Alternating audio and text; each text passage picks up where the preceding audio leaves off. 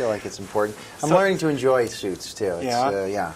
I'm learning to really appreciate it. Feels good. Yeah, some people come in sweats. So. Oh, really? That's fine. Okay. God bless them.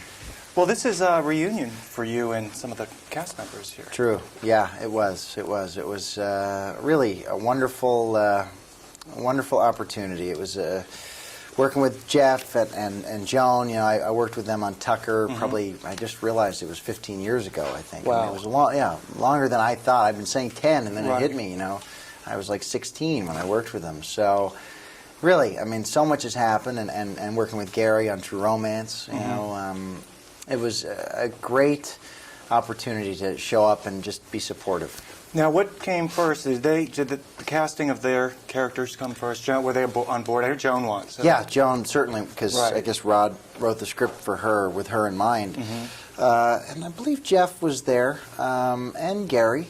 I believe they were all involved. Yeah. Was it a coincidence, or did someone call you, like Gary call you up, or someone call you up? Because Gary's executive producer. True. Well, actually, it was my mother who actually said, you know what, you should take a look at this script. You know, and I'm just grateful that I was open to that idea. You know, because sometimes, you know, it's like your mother, you know, gives you an idea. You're like, yeah, right, my mother. You know.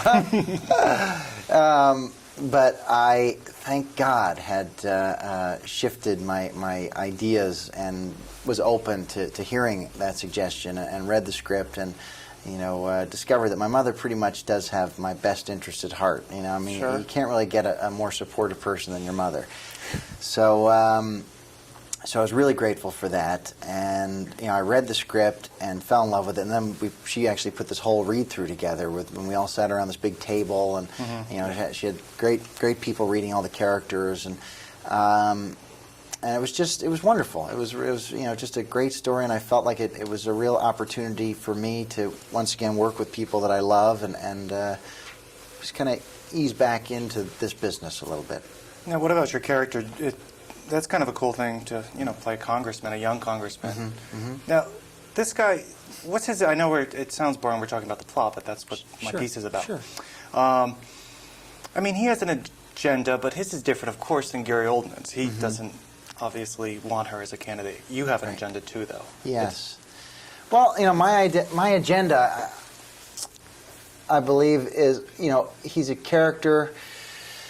He wants the best person for the job. I mean, I feel like he is truly coming from a good place. I mean, from the beginning, he wants to be honest, he wants to be true, and just doesn't feel like he can vote for a woman just because she's a woman.